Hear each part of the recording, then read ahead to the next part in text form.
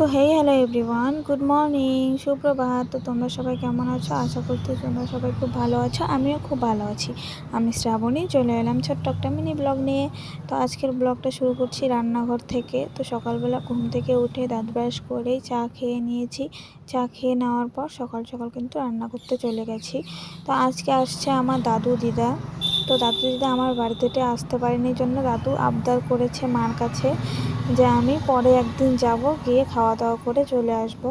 তো তার জন্য সকাল সকাল আমি ভাত রান্না করে নিচ্ছি আমার জন্য আর কি। সকাল সকাল মা বললো চচ্চড়ি ভাত করে নিয়ে খা, বাবা মাছ নিয়ে এসেছিলো। তো সেটা দিয়ে আলু চচ্চড়ি করে আমি কিন্তু ভাতটা খাওয়া কমপ্লিট করে নিয়েছি সকালবেলা। তো এইভাবে আলু চচ্চড়ি করে আমার খেতে কিন্তু খুব ভালো লাগে মাছ দিয়ে। তো যাই হোক, সকালবেলা খাওয়া দাওয়া কমপ্লিট করে একটু শুয়ে থাকতে থাকতে দেখলাম দাদু দিদা চলে এসেছে। তো চাল কুমড়ো নিয়ে এসেছে আমার দিদুন, আর শাক নিয়ে এসেছে, এটা ঢেঁকি শাক। যাই হোক, তো বললো ঢেঁকি শাকটা ভাজা কর। আর মাছ ছিল সকালে, বাবা অনেকগুলো মাছ নিয়েছে, তো সেখান থেকে কিন্তু আমি রেখে দিয়েছিলাম।